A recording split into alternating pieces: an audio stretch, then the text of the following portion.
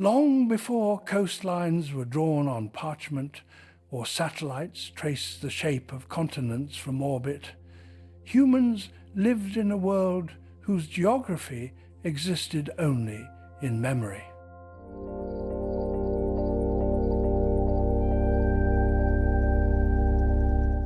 Land was understood not as coordinates, but as experience. A valley was known because a tribe hunted there each winter. A shoreline was remembered because ancestors once camped beside it when the sea stood farther away. In this time, geography was stored in stories. Across the world, the oldest cultures share a strange pattern. They describe places that no longer exist. In Northern Europe, oral traditions from prehistoric communities spoke of vast plains stretching far into what is now the North Sea. Hunters followed herds across open grasslands where waves now roll. The stories described rivers that met in the distance and marshes where birds nested in impossible numbers.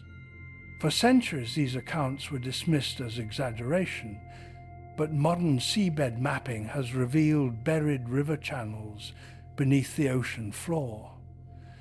The storytellers had not imagined a different world, they remembered one. In Australia, Aboriginal traditions preserve maps encoded in song lines. These songs guide travellers across immense distances by describing landmarks in sequence. Some of these landmarks are now underwater. Coral reefs mark what were once hilltops. Shallow coastal shelves match ancient paths. Geological dating shows that these regions flooded more than 7,000 years ago. The songs describing them continued to be passed from generation to generation without interruption. The same pattern appears around the Indian Ocean. Coastal communities maintain myths of a time when the sea was far away and fertile land stretched outward. Fishermen's ancestors were said to have walked to islands that now require boats. The myths consistently describe freshwater lakes and animal habitats that cannot exist beneath salt water. Yet sediment cores confirm these areas were once exposed to rain during the last ice age. These are not isolated coincidences. They form a global memory of a vanished Earth. 20,000 years ago, enormous ice sheets locked away so much water that sea levels were more than 100 meters lower than today. Entire continental shelves were dry land. Where shallow seas exist now, forests, rivers, and human settlements once thrived. Coastlines extended hundreds of kilometers outward. Modern geography represents only the drowned remains of that world. For the people living then, the transformation happened slowly but relentlessly. Glaciers melted, rivers widened, shorelines crept inland year by year.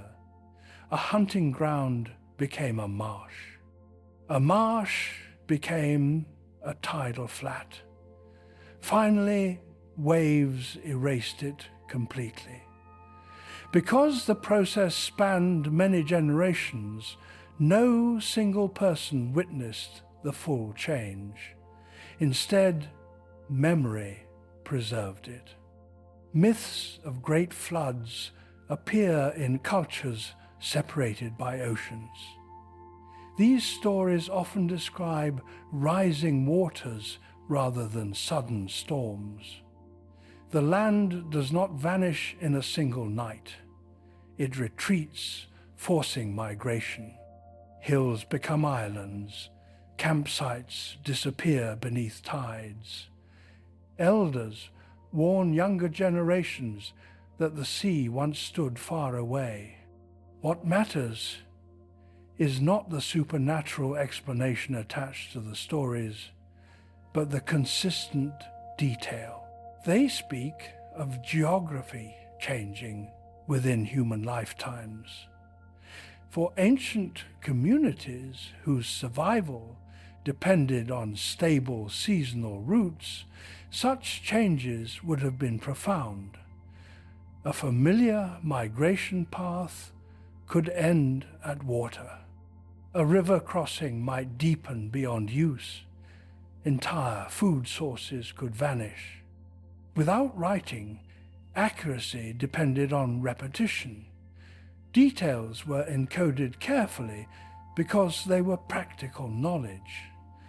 If a valley once flooded each spring, the story preserved it as a warning. Over centuries, these warnings transformed into legend. But the physical truth remained intact. Archaeology has begun confirming many of these memories. Beneath shallow coastal waters lie stone tools, hearth remains, and animal bones. Some were found far from modern shorelines. These discoveries demonstrate that humans inhabited areas now submerged thousands of years ago. Each artifact is evidence that remembered lands were real. The disappearance of these regions reshaped human migration. As coasts moved inland, populations were forced into smaller territories. Groups encountered one another more frequently. Cultural exchange accelerated. Competition also increased. The end of the Ice Age did not simply warm the climate, it reorganized humanity. Yet for those living through it, the transformation would not have been understood as a geological event. It would have been experienced as loss. A place where grandparents once hunted became unreachable. A sacred site vanished underwater. Burial grounds were taken by tides. The emotional impact ensured the memory endured. Many traditions describe a boundary between the current world and an older one.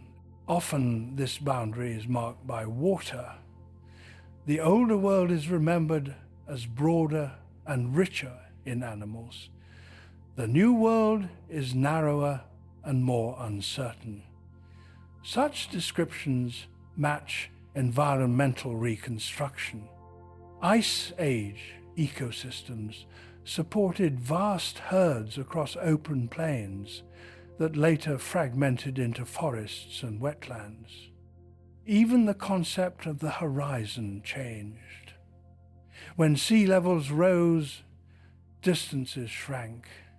Where travelers once saw endless land, they saw ocean. The psychological shift would have been immense. The limit of the known world moved closer. This was the first great disappearance of Earth's regions, and unlike later disasters, it left no ruins above ground. There were no fallen walls or ash-covered streets to study. Only memory carried the record. For thousands of years, scholars underestimated these stories because they lacked physical confirmation. Now technology has begun revealing the drowned landscapes beneath modern seas, and the old narratives align with measurable terrain. Humanity's earliest maps were not drawings, but inherited knowledge. They preserved coastlines that no longer exist, and rivers that now flow beneath waves. The world people described was not mythical. It was a previous version of Earth.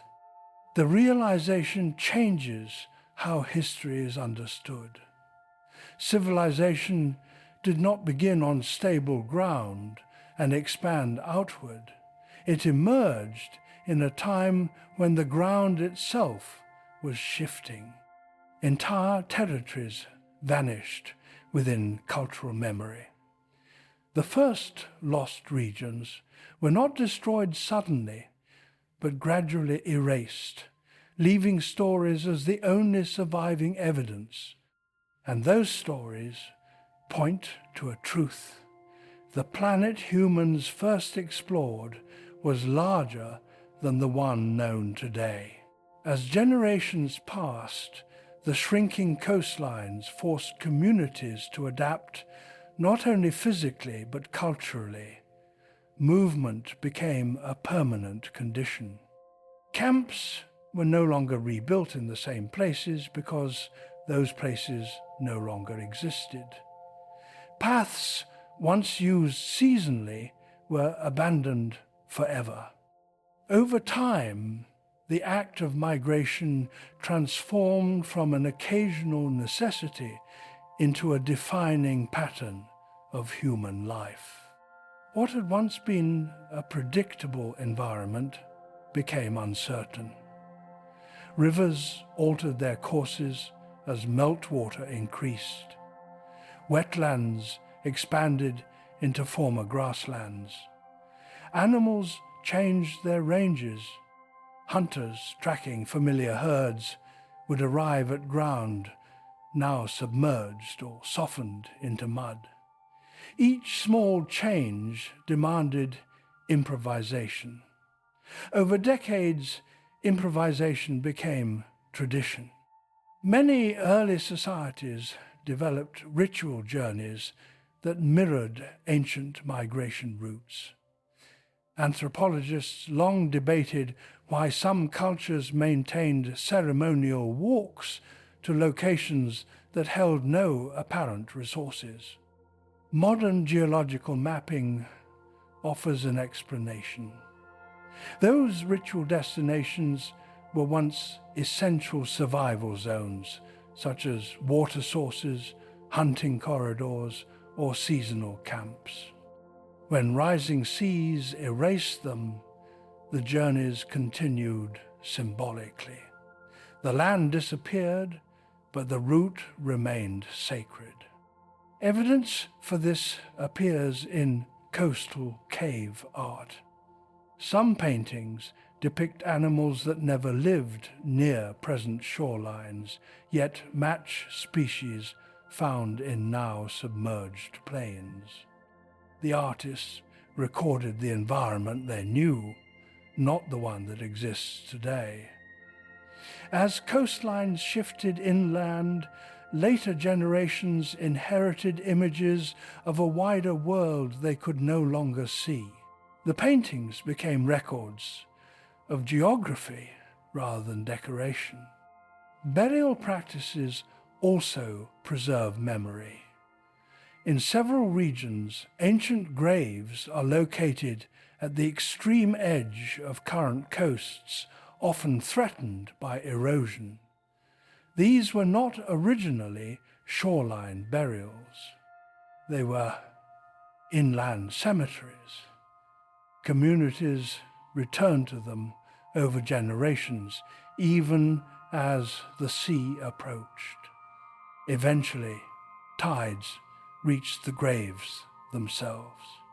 Some traditions describe the dead being claimed by water, reinforcing the idea that the sea was encroaching into the human domain. Linguistic patterns reveal similar clues. Certain languages contain directional terms that only make sense in landscapes that no longer exist. Words indicating travel toward a distant plain now refer to the ocean. Phrases describing crossing wide valleys refer to narrow straits. These semantic mismatches suggest the vocabulary originated in an earlier geography and survived long after the terrain changed. Over centuries, practical instructions slowly became mythological narrative. A warning about water advancing inland became a story of a great flood sent by divine forces. A migration to higher ground transformed into a tale of chosen survivors guided by spirits. The factual basis remained embedded in the structure of the stories even as interpretation shifted. This transition from memory to myth preserved accuracy more effectively than written records might have. Because the stories were repeated in formalized ways, details were conserved carefully, variation was limited. Each generation learned precise sequences and locations within the narrative framework. The mythological language acted as a protective shell around historical information. Scientific confirmation began when sonar mapping revealed landscapes beneath shallow seas. Researchers identified river valleys, lake basins, and hill formations that matched descriptions in oral traditions. In several cases, the spacing between features corresponded closely to travel durations mentioned in stories. Walking distances described by ancestors matched submerged terrain measured in modern surveys. The psychological impact of losing familiar land likely influenced the development of territorial identity. Groups became more protective of remaining ground because it was visibly diminishing. Boundaries hardened. Shared resources became contested. Anthropologists observe that permanent settlement patterns began increasing during periods of rapid sea level rise. With less available land, populations concentrated.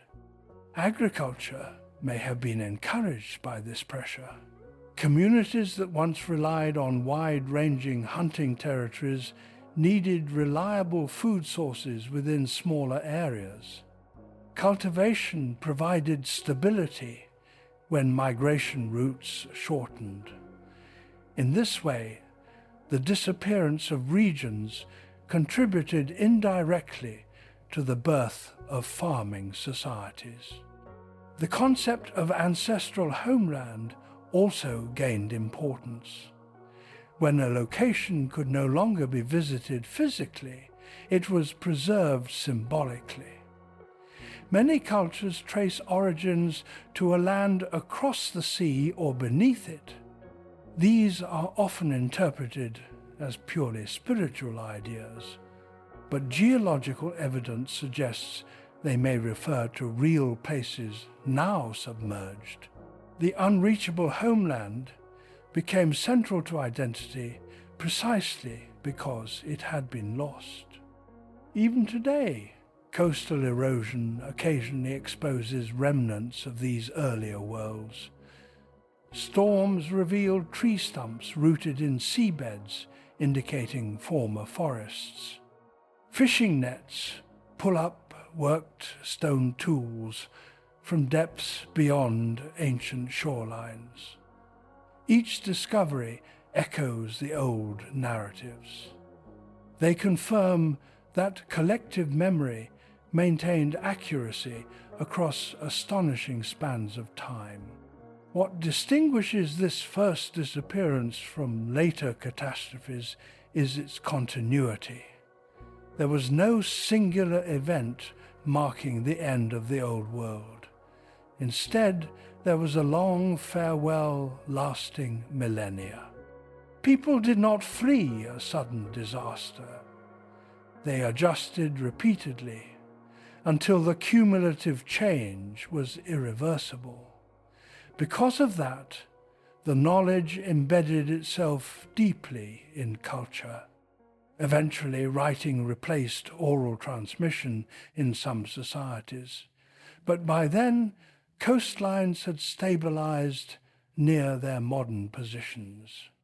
Written history, therefore, begins after the transformation, creating the illusion that geography has always been as it is now.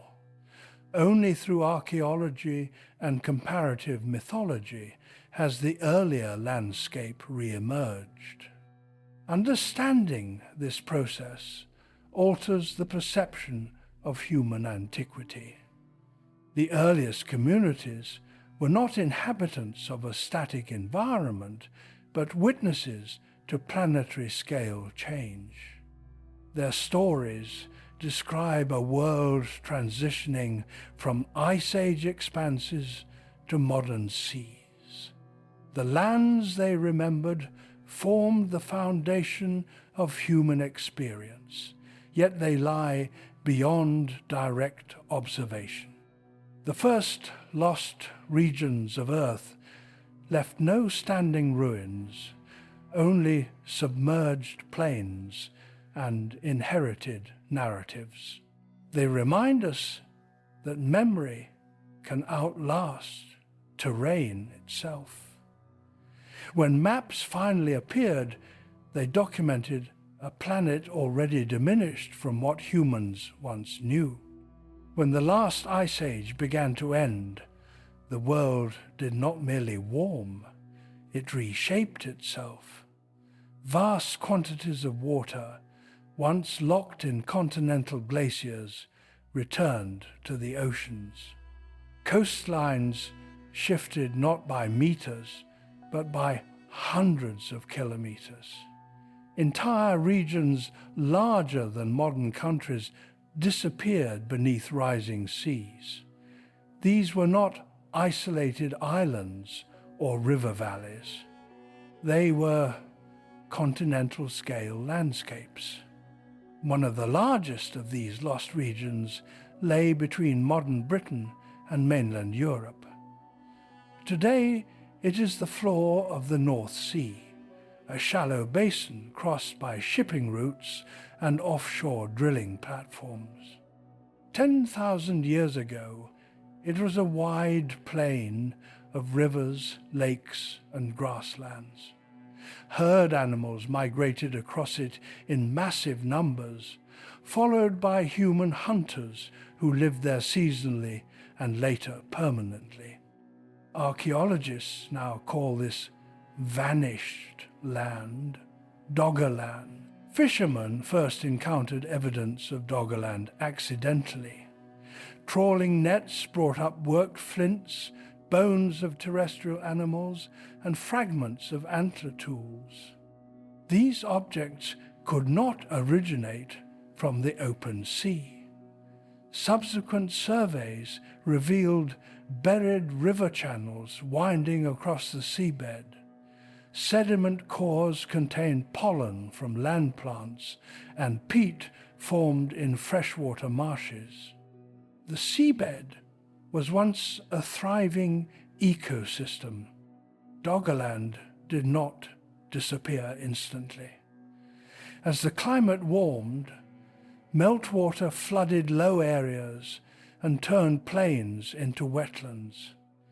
People adapted by settling on higher ridges that became islands over generations.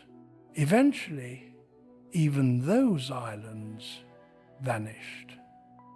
Around 8,000 years ago, a massive underwater landslide off the Norwegian coast triggered a tsunami that struck the remaining settlements. The wave did not create the submergence, but accelerated the final abandonment. Within centuries, the region was entirely underwater. Far to the southeast lay an even larger territory. Modern Southeast Asia consists of scattered islands separated by warm, shallow seas. During the Ice Age, those seas were dry land. The Malay Peninsula connected directly to Sumatra, Java, and Borneo, forming a continuous subcontinent known today as Sundaland.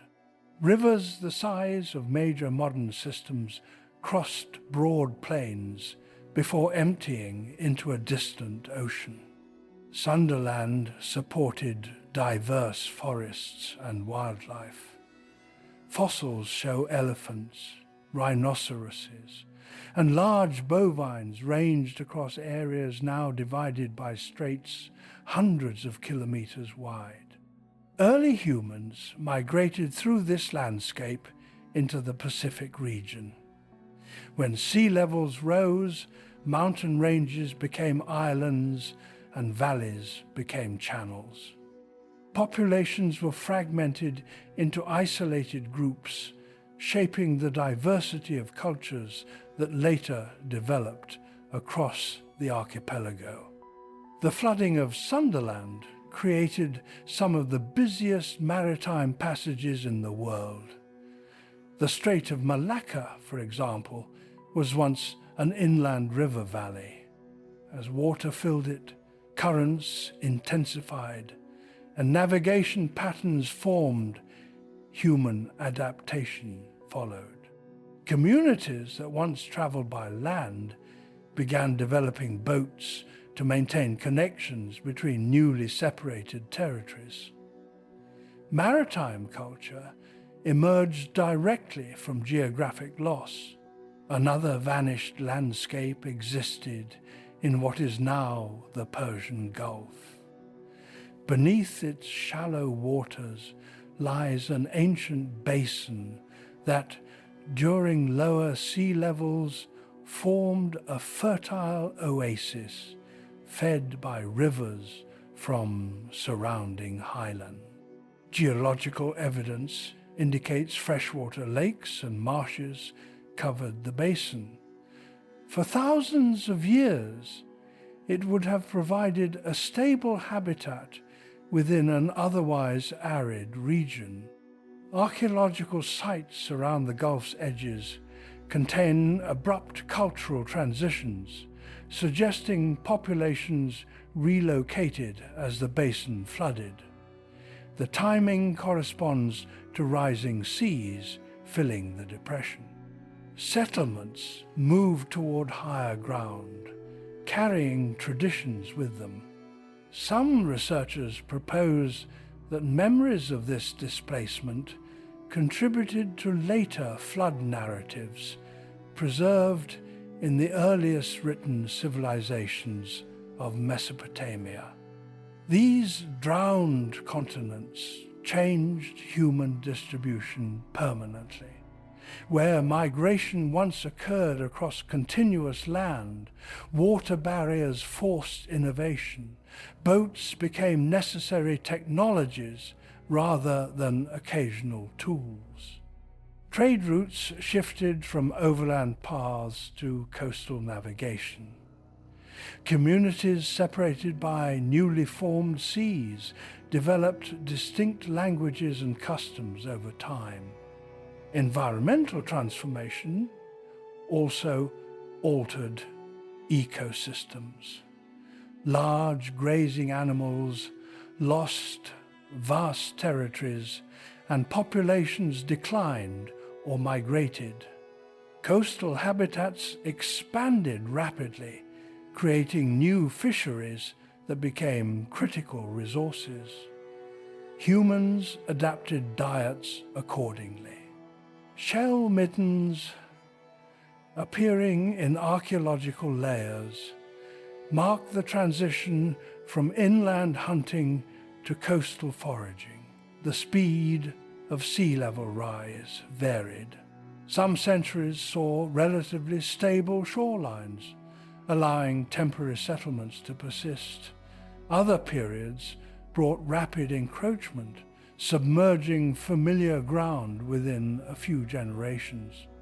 Evidence from submerged forests shows trees drowned where they stood, roots still anchored in soil, now covered by saltwater sediment. These forests mark former coastlines advancing inland. The disappearance of continental shelves is often underestimated because modern maps present current shorelines as natural boundaries. In reality, they are recent features. Much of humanity's early expansion occurred across areas now hidden beneath oceans. Understanding this reveals that prehistoric populations had access to far larger habitable zones than visible today. These drowned lands represent a different category of loss than localized disasters. No single eruption or earthquake caused their disappearance. Instead, global climate change gradually redrew the edges of continents.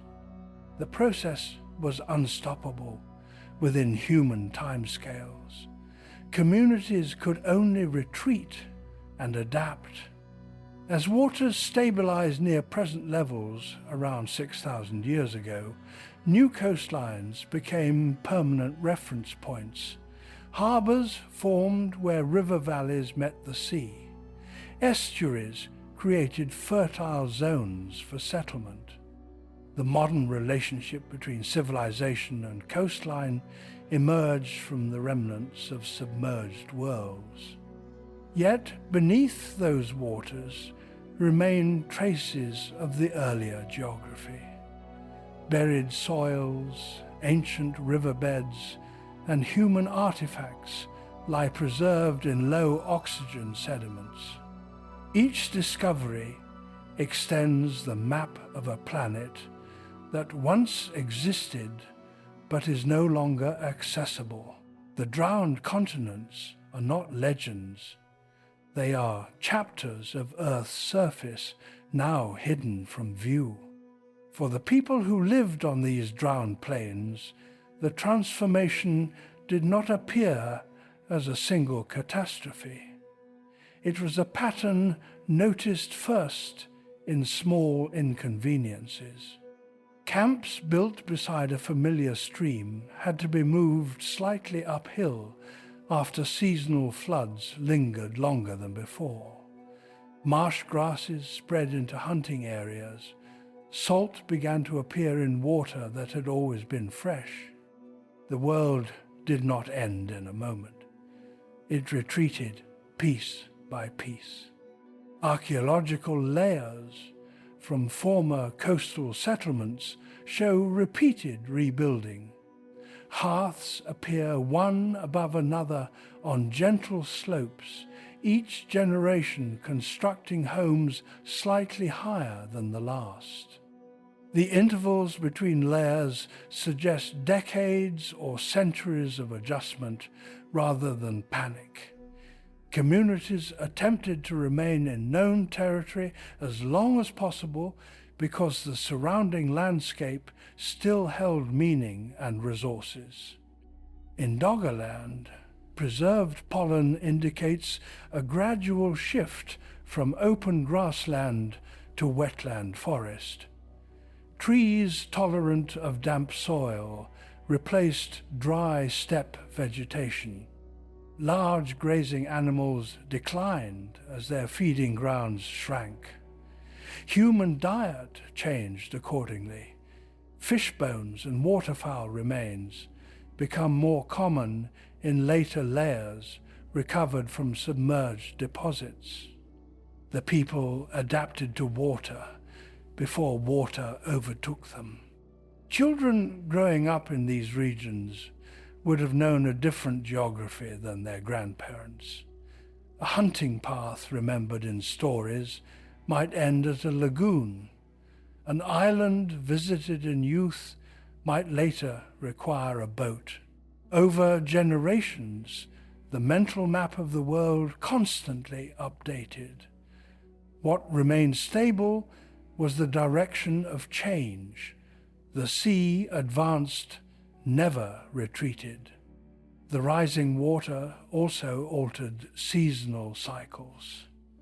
Rivers flowing across low plains slowed as their gradient decreased, forming wide estuaries. Flood seasons extended.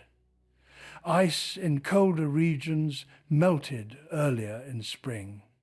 These changes disrupted migration timing for animals and therefore human hunting schedules. Communities increasingly relied on diverse food sources to buffer unpredictability. Some groups began constructing more permanent dwellings as inland territory narrowed.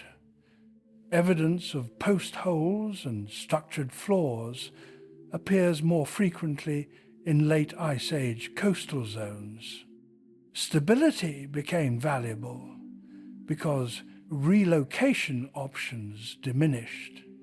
Instead of moving camps freely, people invested labor into reinforcing specific locations, even though those locations would eventually be lost. Watercraft developed from simple rafts into shaped boats during this period. At first, they were tools for crossing rivers that had grown wider. Later, they became essential for maintaining contact between shrinking land areas. The need for reliable transport increased cooperation. Shared boat-building techniques spread across regions that had once been directly connected by land travel. As seas rose across Sundaland, mountains turned into chains of islands, separated by channels too wide to wade, yet narrow enough to cross by boat. Communities that had previously walked to neighboring groups now depended on navigation skills. Knowledge of currents, tides, and seasonal winds became cultural expertise. Oral traditions shifted focus from landmarks on plains to routes across water. In the Persian Gulf Basin, flooding transformed a freshwater landscape into a shallow sea over several centuries. Archaeological sites around its rim show sudden population concentration after long occupation of the interior. The displacement did not scatter people randomly. It compressed them into new ecological zones. Irrigation techniques appear soon after in nearby river valleys, suggesting that agricultural intensification compensated for reduced habitable land. The social consequences of shrinking geography were profound. Groups that rarely interacted encountered one another more frequently. Exchange of tools and decorative objects increased. At the same time, competition over limited territory intensified. Defensive structures appear more often in late prehistoric settlements near emerging coastlines. The landscape itself encouraged new forms of organization. In some regions, sacred spaces were deliberately relocated to higher ground. Stones marking ceremonial sites were moved rather than abandoned. This behavior shows an awareness that the change was permanent. The rising sea was not interpreted as a temporary flood, but as a boundary steadily claiming land. Communities carried identity uphill with them. Occasionally, rapid events accelerated the process. Geological records show pulses of meltwater release that raised sea levels noticeably within a human lifetime. Coastal forests drowned quickly during these episodes, leaving tree trunks preserved upright beneath sediments. Such moments likely reinforce the perception of an unstoppable force, even though the overall change remained gradual. trade networks adapted as well. What had been overland exchange routes became coastal paths linking newly formed bays and estuaries. Shell ornaments from distant shores appear in inland sites, demonstrating expanded maritime travel. The sea, once a barrier beyond familiar land, became a corridor connecting communities separated by water. Eventually, the final remnants of Doggerland existed as scattered islands. People continued living there for generations, fishing the surrounding waters enriched by nutrient runoff from submerged plains. But storms grew harsher in the open sea environment. After a major tsunami struck the region, evidence of habitation disappears entirely. The survivors had already established lives on the surrounding coasts. The old homeland ceased to be inhabited. By the time sea levels stabilized near their modern position, human societies had reorganized around coastlines rather than interiors of now submerged shelves. Harbors replaced river crossings as centers of movement. Boats replaced footpaths as primary links between cultures. The geography of civilization shifted permanently because land itself had vanished. The drowned continents left no visible ruins above water, yet their influence shaped technological and social development.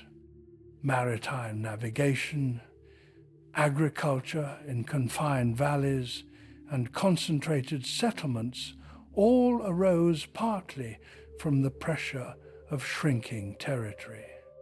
What appears today as natural coastal culture is rooted in adaptation to a disappearing world. Beneath modern seas lie not only forests and riverbeds, but the foundations of human change. The advance of water forced innovation, altered migration, and redefined boundaries. The continents that sank did not merely remove land from the map, they redirected the course of human history. Unlike the drowned continents, some lost regions did not vanish gradually over thousands of years. They were inhabited settlements with streets, harbors, and structures that slipped beneath the sea within historical time. These places once stood above water long enough to develop recognizable architecture, trade networks, and daily routines. Their disappearance left ruins preserved in silence under waves. One of the clearest examples lies off the western coast of India near the Gulf of Khambhat. Sonar surveys revealed geometric formations beneath sediment layers, including straight lines and rectangular shapes inconsistent with natural geology. Divers recovered stone tools and worked materials from the seabed. The site sits in water deep enough that no recent shoreline shift could explain it. It indicates a settlement that existed when sea levels stood significantly lower than today. Whether the site represents a large organized city or multiple smaller habitations remains debated, but its presence confirms that structured communities occupied coastal zones later submerged. The surrounding seabed contains ancient river channels, showing the area was once part of a fertile delta. As waters rose, the delta drowned, sealing the remains beneath silt that protected them from erosion. In the Mediterranean, More visually striking ruins lie off the coast of Egypt near Alexandria. Earthquakes and subsidence caused sections of the ancient city to collapse into the sea during late antiquity. Statues, columns, and harbor installations now rest on the seabed, still recognizable as civic architecture. Divers move through toppled courtyards where ships once docked. These submerged districts were not lost in prehistoric times, but during recorded history. Written accounts describe earthquakes shaking the coastline and portions of the city sinking. The underwater ruins match those reports. Stone blocks remain aligned along former streets, and anchors lie scattered where vessels attempted to moor before the ground failed beneath them. Another Mediterranean site lies near the island of Pavlopetri in Greece. Here, an entire town plan survives underwater, including houses, courtyards, and roads arranged in an orderly pattern. Dating suggests occupation more than 4,000 years ago.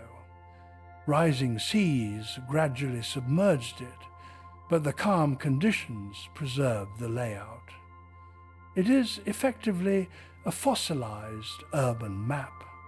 Marine archaeologists studying Pavlopetri found pottery in domestic areas and storage spaces indicating organized trade activity. The town likely functioned as a coastal hub connecting inland communities with maritime routes. When sea level increased and perhaps minor tectonic shifts occurred, the settlement became uninhabitable. Rather than rebuilding, inhabitants relocated inland, leaving the structures to water. Japan offers another controversial example near Yonaguni Island, where large stepped formations rise from the seabed. Some researchers argue they are natural sandstone terraces shaped by erosion, while others suggest human modification. Regardless of interpretation, nearby finds include tools and artifacts indicating human presence before submergence.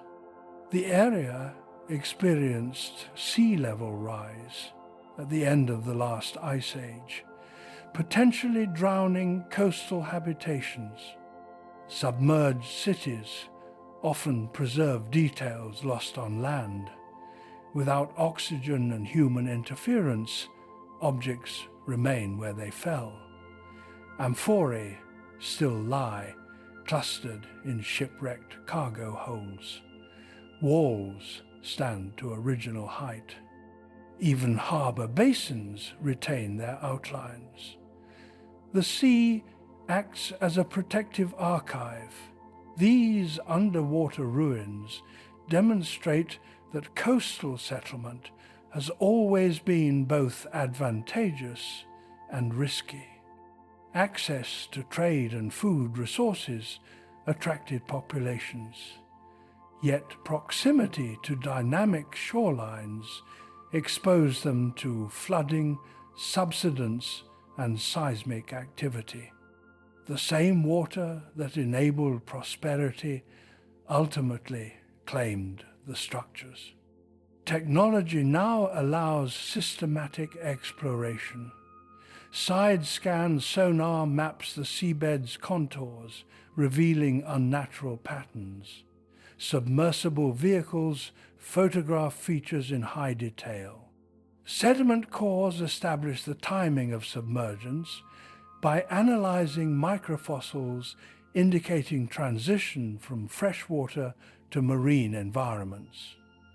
Each method reconstructs the final moments of habitation. In many cases, abandonment preceded complete flooding. Evidence of repair attempts appears in certain submerged ports. Reinforced walls and elevated floors suggest inhabitants tried to resist encroaching water. Eventually, the effort proved futile. Economic activity shifted elsewhere, and buildings were left to gradual collapse beneath rising tides. These cities differ from mythic lost civilizations imagined in legend. They are not advanced societies erased overnight, but ordinary communities affected by environmental change. Their significance lies in demonstrating continuity between prehistoric drowned lands and historic recorded events. Human settlement has repeatedly encountered unstable coasts. Underwater excavation also recovers everyday objects: cooking vessels, fishing weights, beads, and tools worn by use. Such items reveal daily life at the moment before disappearance. A harbour anchor resting beside a fallen column marks a working shoreline suddenly altered. A courtyard filled with sand shows waves slowly reclaiming domestic space. The sea conceals these places, yet preserves them more faithfully than land ruins exposed to weather and rebuilding. Each submerged city is a time capsule sealed by water.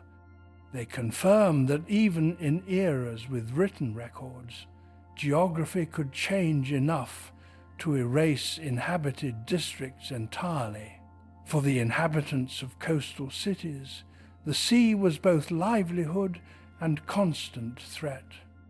Unlike the slow flooding of prehistoric plains, historical settlements often faced sudden changes triggered by earthquakes, shifting sediments, or the gradual sinking of the ground beneath them. A functioning port could transform into an underwater ruin within a few generations, sometimes within a single lifetime. In ancient Alexandria, written records describe violent tremors along the shoreline. The city stood near the boundary of active geological faults where the African and Eurasian plates interact. Over centuries, repeated earthquakes weakened foundations built on soft delta sediments. Sections of land subsided unevenly. Buildings tilted before collapsing entirely. Harbors deepened abruptly as quays slipped below water level. Divers exploring the submerged quarters have found massive stone statues lying where they fell, their bases still attached to fragments of pavement. These were not structures dismantled by invading armies, but civic monuments swallowed by the ground itself.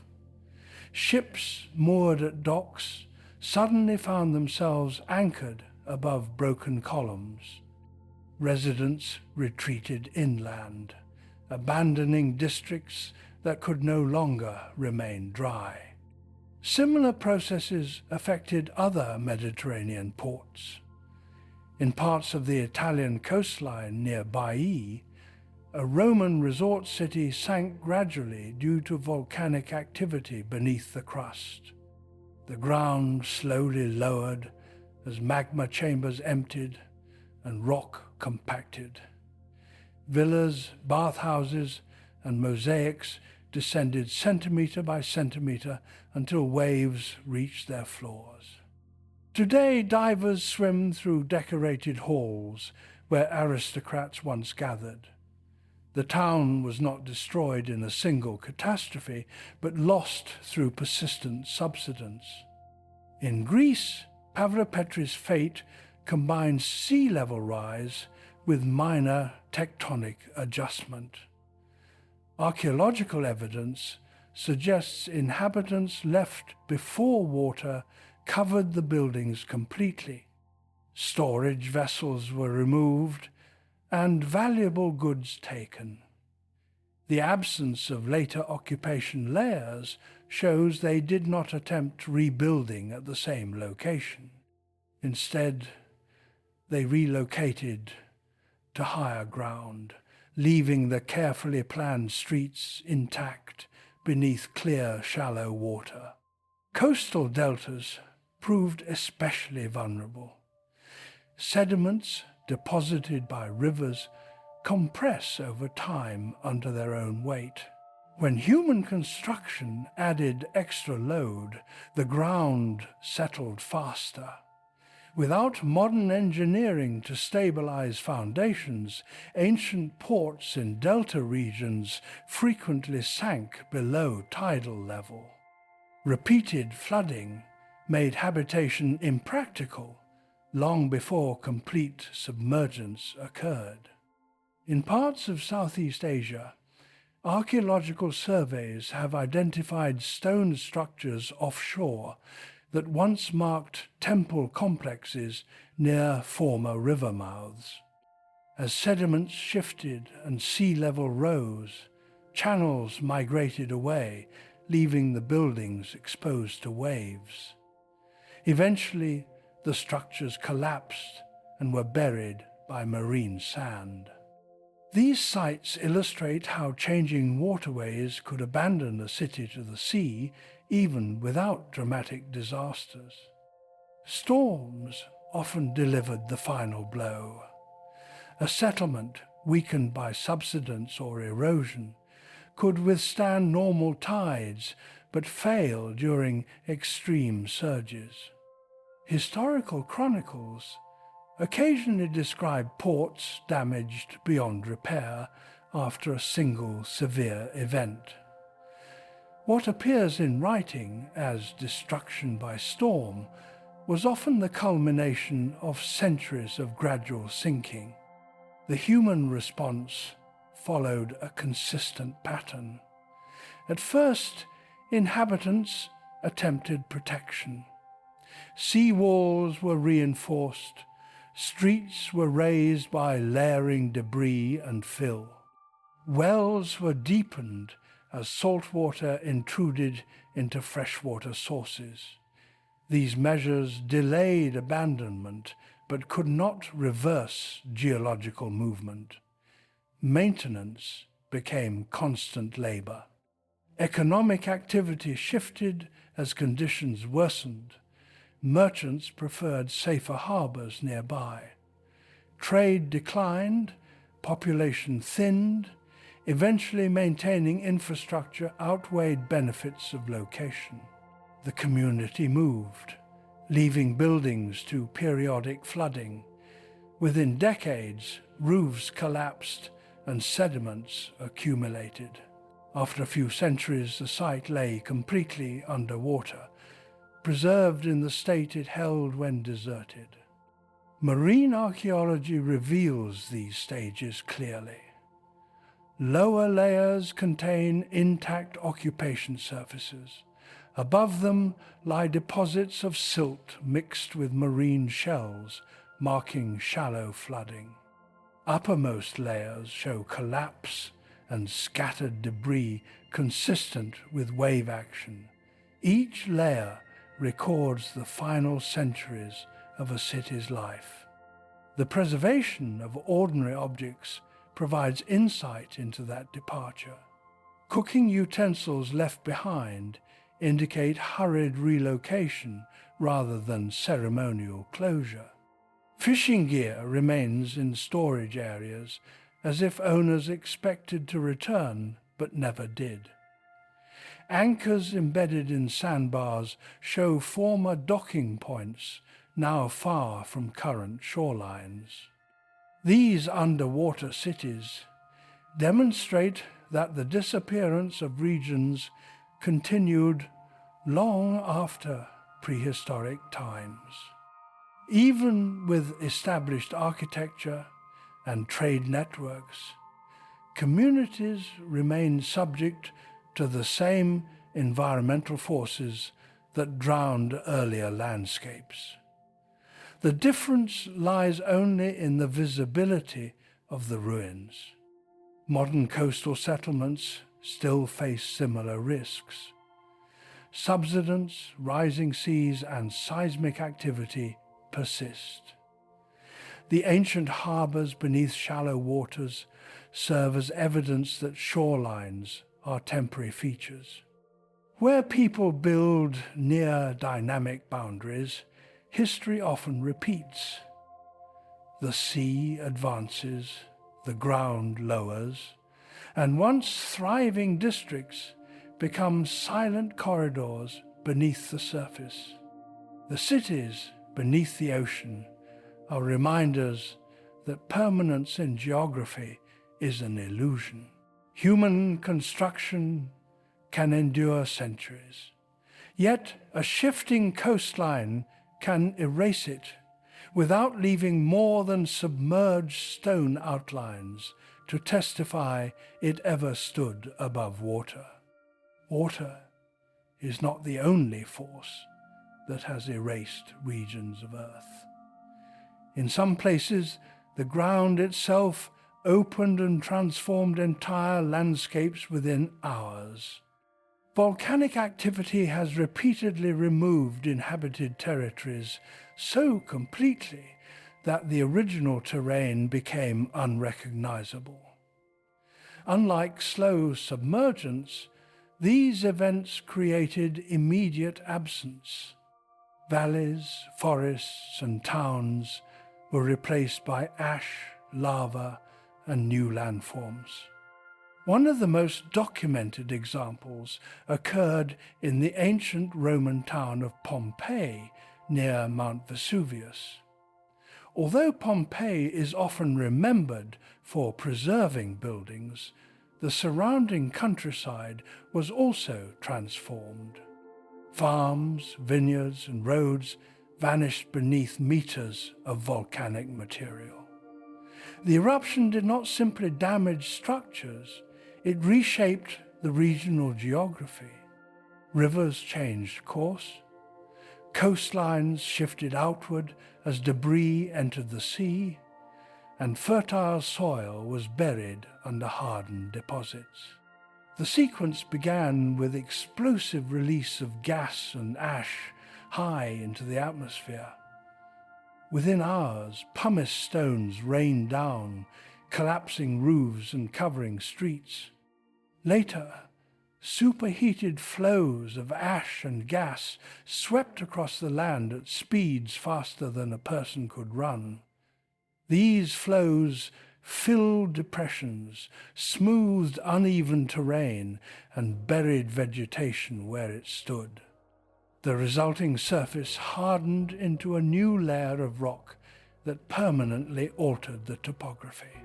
Similar, but far larger events occurred in prehistoric times.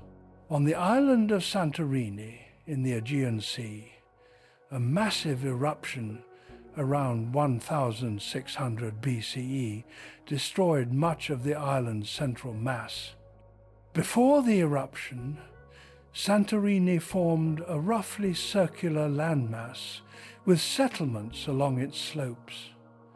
Afterward, the center collapsed into a caldera filled by seawater.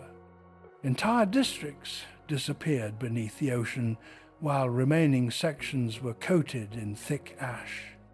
Archaeological excavations on Santorini reveal multi-story buildings preserved beneath volcanic deposits. The inhabitants had time to evacuate, leaving rooms filled with household goods, but no human remains. The eruption removed their homeland rather than simply damaging it. Where streets once connected neighborhoods, cliffs now drop into deep water. In Indonesia, the eruption of Krakatoa in 1883 demonstrated the same power in recorded history. The explosion destroyed most of the island, and generated tsunamis that reshaped nearby coastlines. More than 2/3 of the landmass vanished. The remaining fragments formed a new configuration. The original geography cannot be reconstructed except through maps created before the event. Volcanoes can also erase regions without explosive force through extensive lava flows. In Iceland and Hawaii, lava fields have covered valleys and forests over repeated eruptions. When molten rock advances, it burns vegetation and fills river channels, creating new ground while eliminating previous terrain. Ancient settlements have been found beneath cooled flows, sealed in place as if entombed in stone. The long-term effect of such eruptions is not merely burial, but replacement. Soil forms slowly over hardened lava, allowing life to return. Yet the previous ecosystem never reappears exactly as it was. Rivers diverted by solid rock carve new paths. Coastlines extend outward where lava meets the sea. The map changes permanently. For people living near volcanoes, warning signs often appeared but were not fully understood. Tremors, gas emissions, and unusual animal behavior preceded eruptions. Yet without knowledge of volcanic cycles, communities remained in place. When eruption came, relocation happened suddenly, leaving behind entire inhabited regions. Some volcanic regions experienced repeated destruction and rebuilding. Settlements were established on fertile volcanic soil, only to be buried generations later by another eruption. Over centuries, the cumulative effect produced layered landscapes where each level represents a lost world. Archaeologists excavate through successive occupation surfaces separated by ash deposits, each layer marking a community erased. The emotional impact differed from gradual flooding. Instead of witnessing land slowly disappear, survivors saw familiar places transformed instantly into barren fields. A forest known since childhood became a smoking plain. Paths vanished under rock. The absence was immediate and total. Volcanic ash also affected distant areas.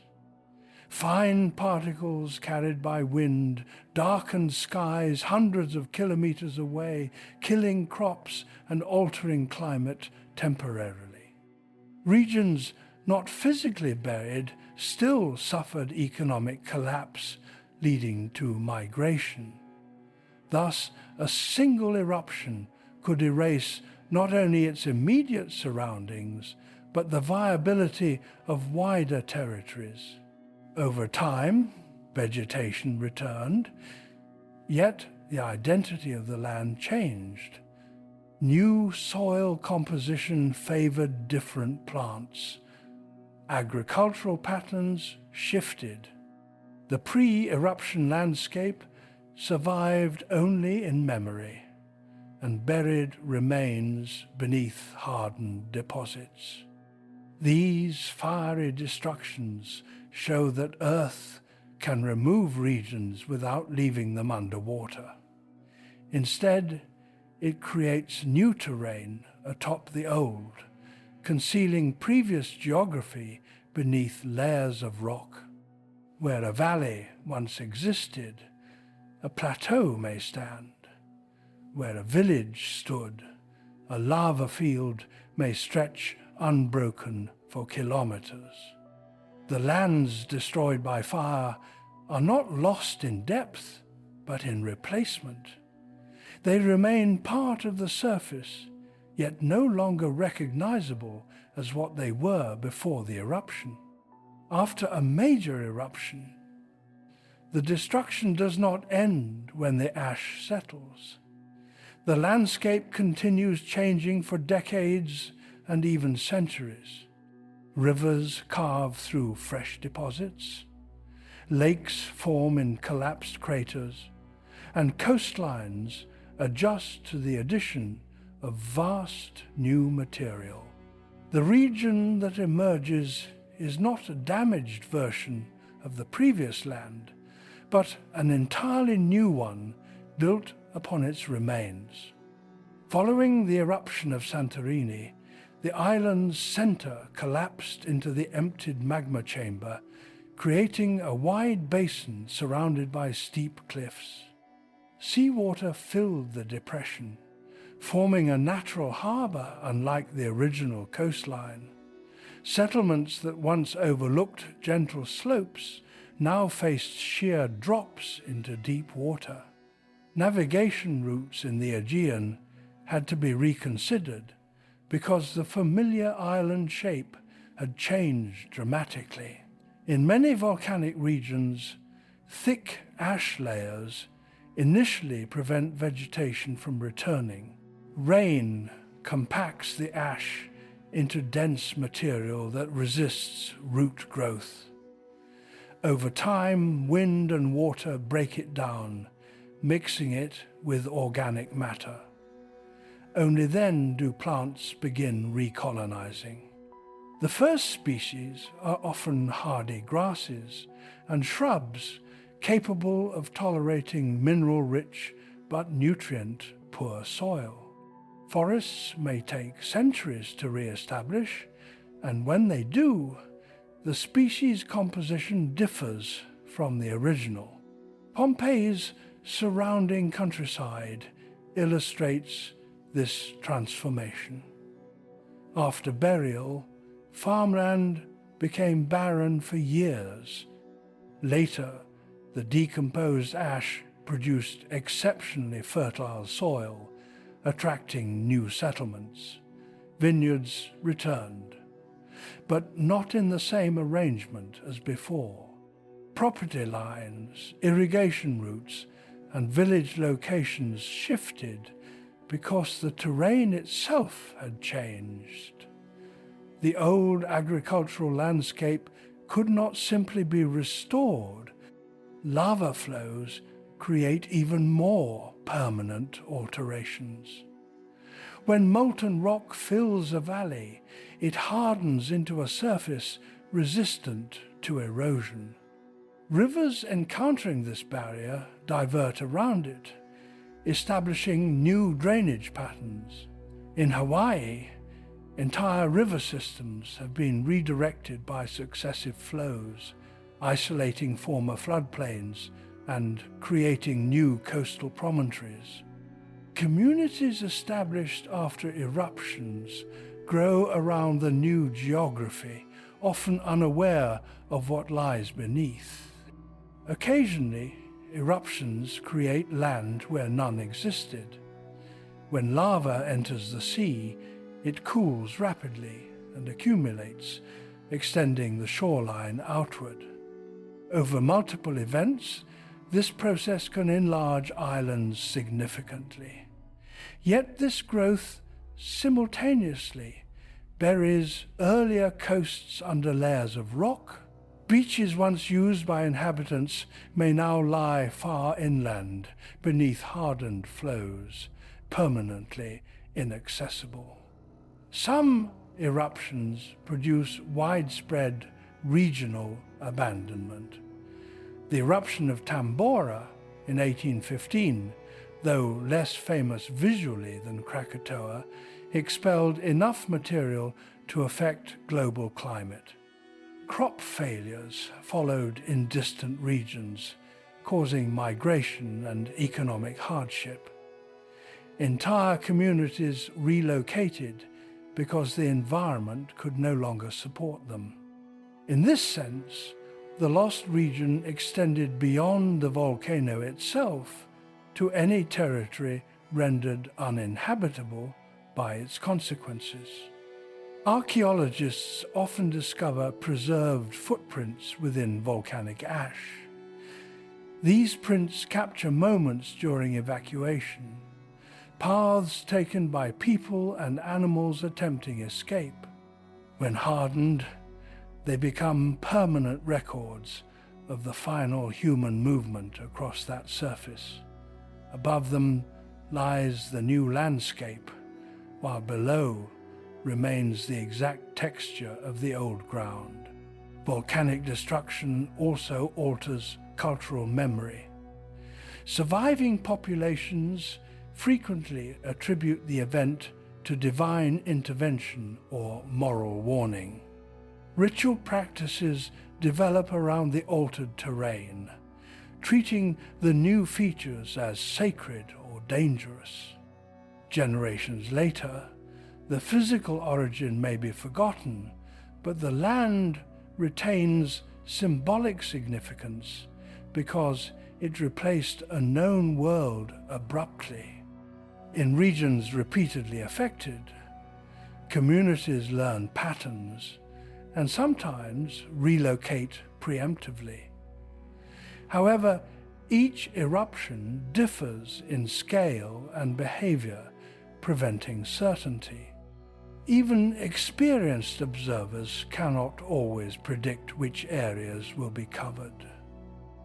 The unpredictability contributes to the sense that entire homelands can vanish without warning.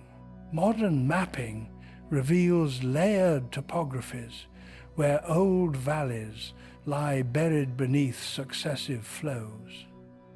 Ground-penetrating radar shows streets, terraces, and agricultural boundaries sealed below rock.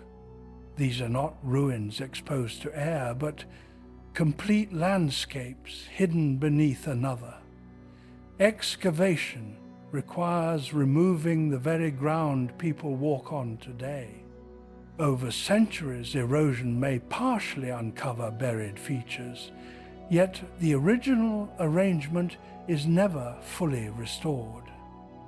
The replaced region remains lost except for fragments revealed by chance. Unlike submerged cities where outlines remain visible through clear water, volcanic landscapes conceal their past completely until excavated.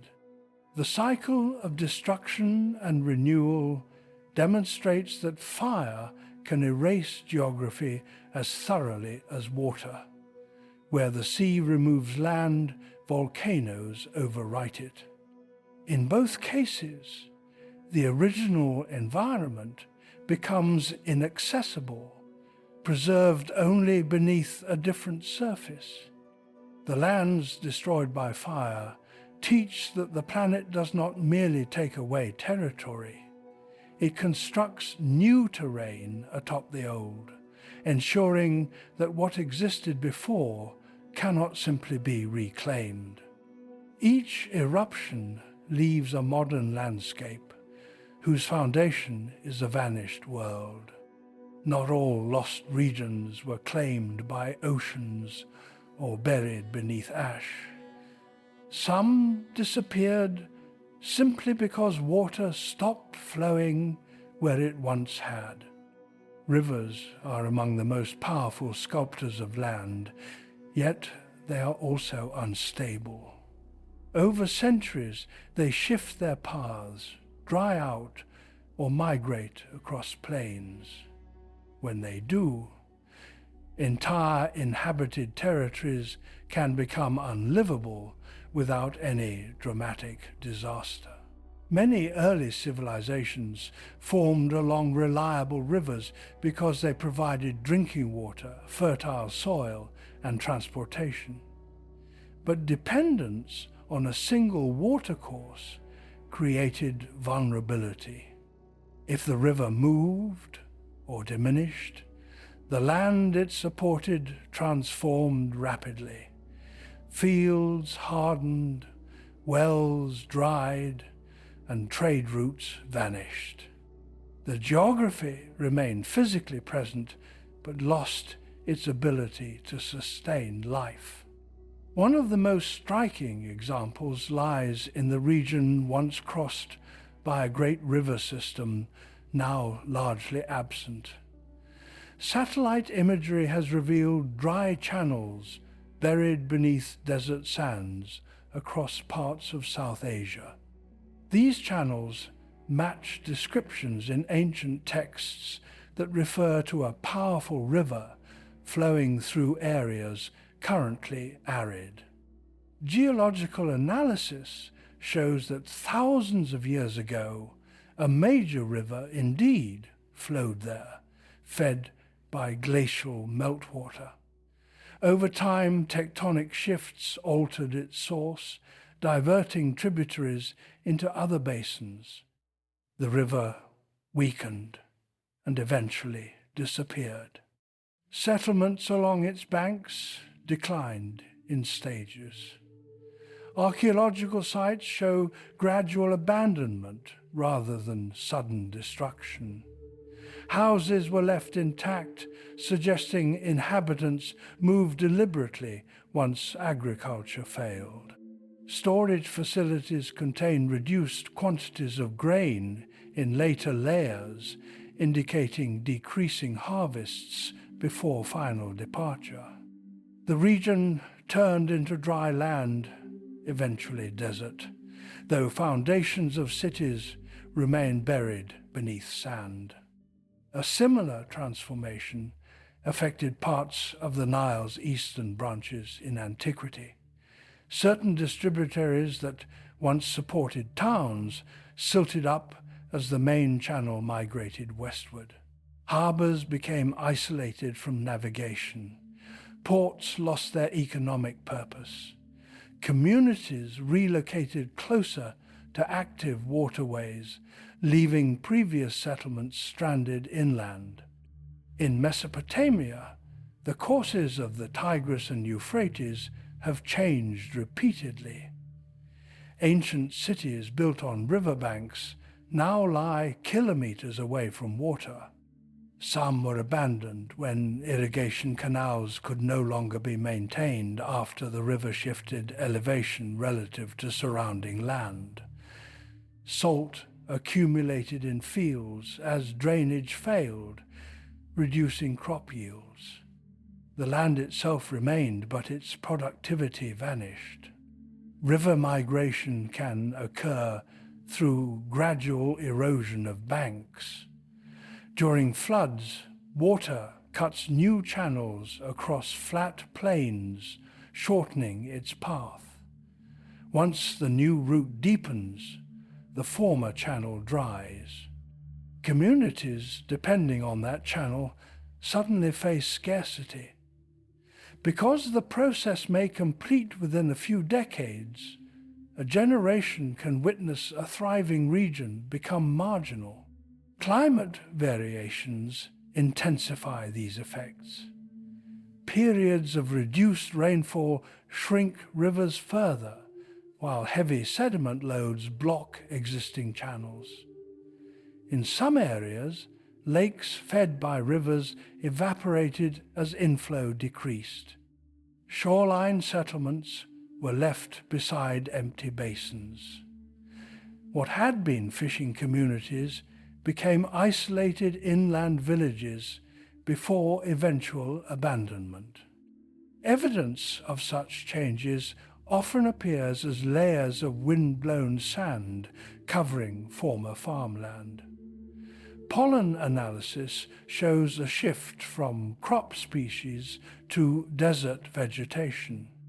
Animal remains transition from domesticated livestock to species adapted to arid conditions. The record demonstrates environmental decline preceding human departure. Unlike volcanic destruction, these transformations left structures largely intact. Walls, streets, and irrigation ditches remain where people built them, but without water they serve no purpose. Travelers encountering ruins in deserts sometimes assumed catastrophic events caused their fall. In reality, the loss was quieter. The sustaining river simply moved away. Cultural memory preserved awareness of these vanished waterways. Ancient literature occasionally references rivers no longer identifiable on the landscape. For centuries, scholars debated whether they were symbolic. Modern geological studies confirm that many were real channels active during earlier climatic periods. The texts recorded geography that later generations could not observe directly. The disappearance of river-based regions altered trade networks dramatically. Routes that followed waterways were replaced by overland caravans or alternative ports. Economic centers shifted accordingly. A city could decline not through conquest but through isolation after losing access to navigation. In several cases, communities attempted engineering solutions. Canals were extended to reconnect to the shifting river. Dams were built to retain water.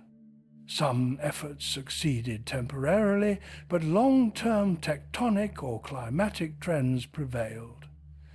Eventually, maintenance exceeded benefit and relocation occurred. The resulting abandoned zones often became deserts or dry plains, giving the impression they had always been barren. Yet, beneath their surfaces lie remnants of irrigation systems, foundations, and cultivated soils. These landscapes are lost not because they vanished physically, but because their defining element, water, departed. Rivers create life where they flow and remove it where they leave. Entire cultural regions have existed for centuries, only to fade when the water that defined them followed a new path.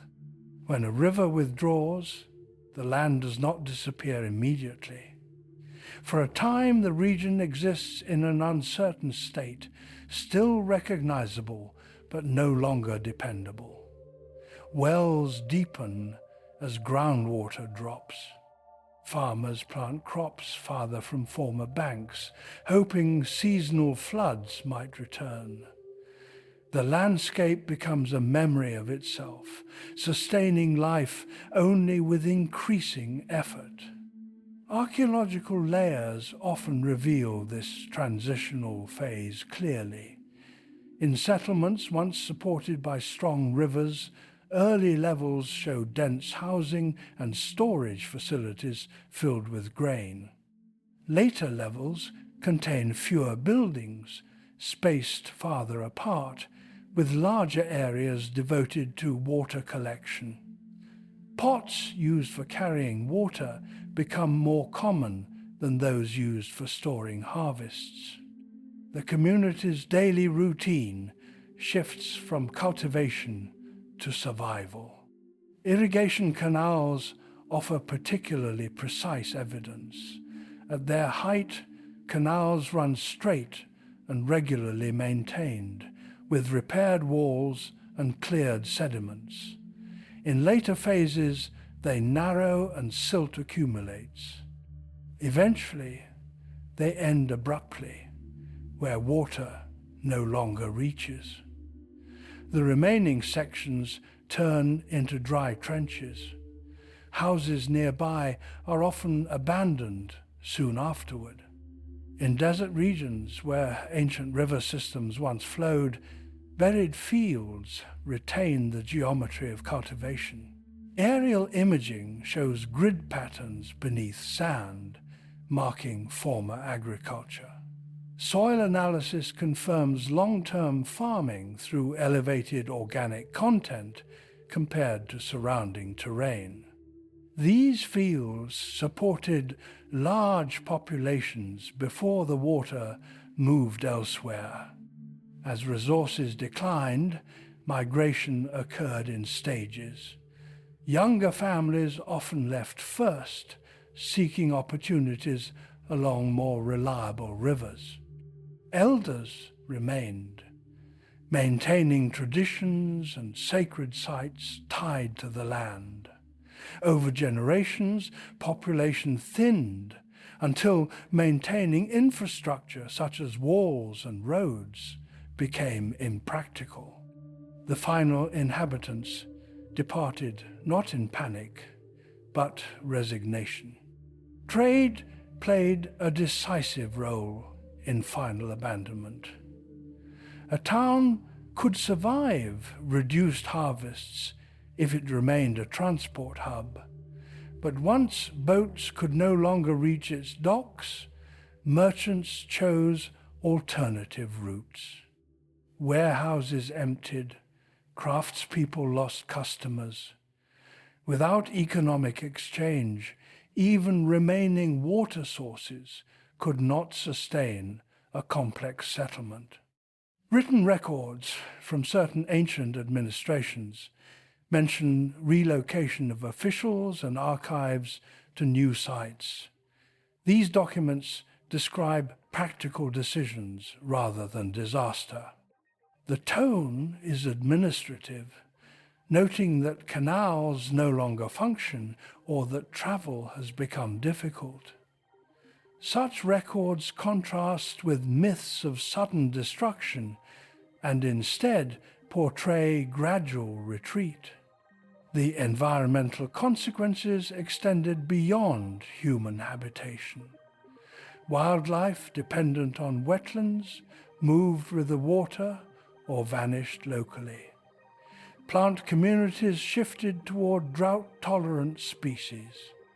Wind erosion increased as vegetation cover decreased, accelerating desertification. Over centuries, dunes covered abandoned streets, sealing structures beneath layers of sand. Some regions experienced cycles of reoccupation when rivers briefly returned during wetter climatic periods. Temporary settlements appeared atop older ruins, only to be abandoned again when dryness resumed. These overlapping occupations create complex archaeological sequences where multiple communities shared the same land, separated by centuries of absence. In parts of Mesopotamia, former river courses are visible as pale bands across satellite imagery. Along them lie lines of ancient towns, each positioned beside a channel active during its era. As the river migrated, new towns appeared along the new course while older ones declined. The map of settlement shifted like a moving shadow across the plain. Cultural adaptation accompanied relocation. Deities associated with specific waterways were worshipped in new locations, symbolically transferring the river's presence. Rituals commemorated former homelands, now distant from water. Oral histories preserve knowledge of fertile fields where none existed in living memory. Unlike submerged cities or volcanic ruins, these lost regions often went unnoticed by later travelers because they blended into barren landscapes. Without standing water to indicate former fertility, the significance of scattered ruins was difficult to interpret. Only systematic study revealed that deserts had once supported dense populations. The disappearance of river-fed lands emphasizes a subtle form of loss. The ground remains accessible, yet its essential function is gone. People can stand among walls and roads, but the conditions that gave them purpose no longer exist. The absence is ecological rather than physical. Over long periods, some abandoned irrigation systems influenced later geography. Canals captured occasional rainwater, guiding erosion and shaping new minor streams. Thus, traces of human adaptation affected subsequent natural patterns even after settlement ended. The regions lost to changing rivers demonstrate that stability of watercourses is central to sustained habitation. When flow patterns alter, civilizations must follow or fade. The geography of abandonment records human decisions responding to environmental change rather than sudden catastrophe.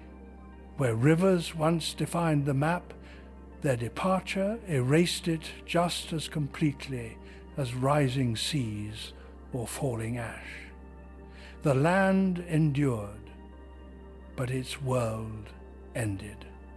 Long before written history, vast portions of Earth were hidden beneath ice sheets so large they reshaped entire continents. These were not mountain glaciers, but continental blankets of frozen water, kilometers thick.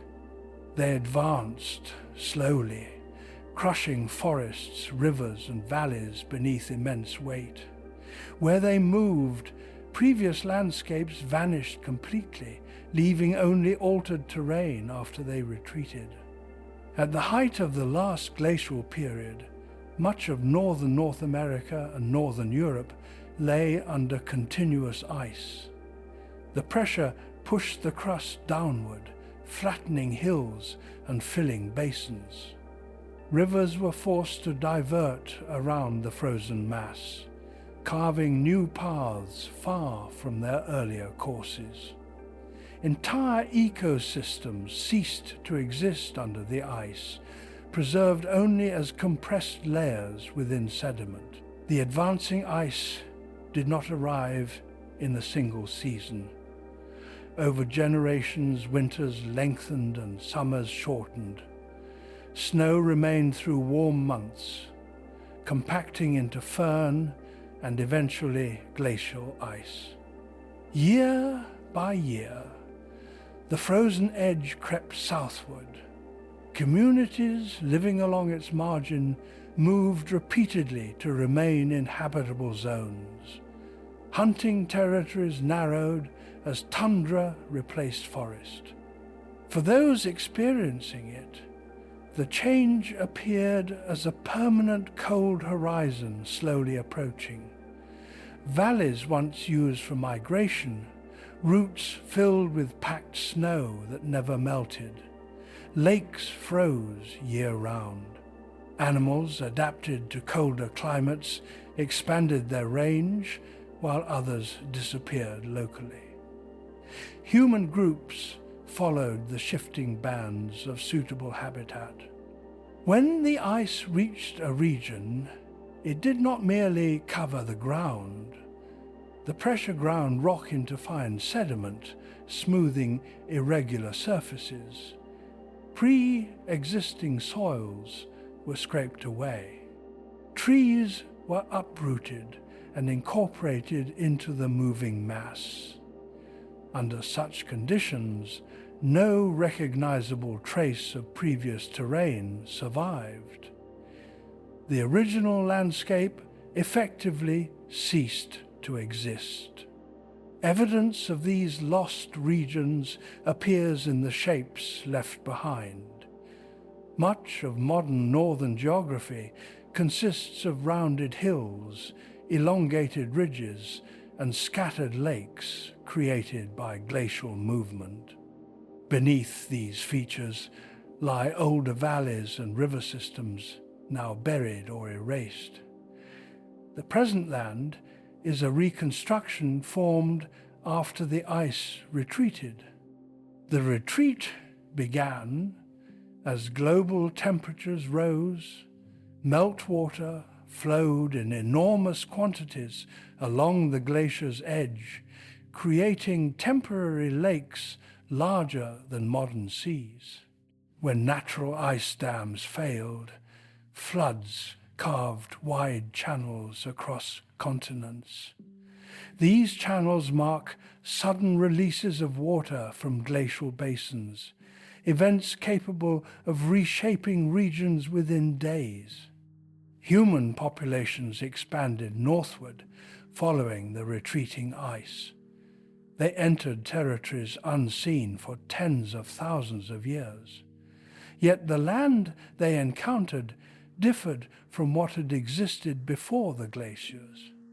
Soil was thin, drainage irregular, and new lakes occupied depressions carved by ice blocks. The pre-glacial world remained inaccessible beneath altered ground. In parts of North America, entire mountain passes were buried and later reopened in different positions. Travel routes used in earlier warm periods vanished and had to be rediscovered. Archaeological evidence suggests repeated migration corridors, changing location as ice advanced and retreated across millennia. Glaciers also affected sea levels by storing water. When ice sheets expanded, oceans fell, exposing continental shelves. When they melted, seas rose again.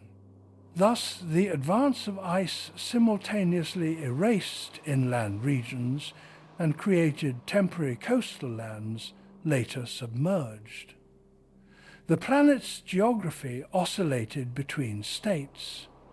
Some areas remain under ice today, particularly Antarctica and Greenland.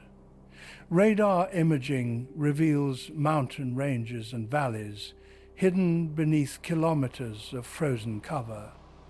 These are landscapes no human has seen directly.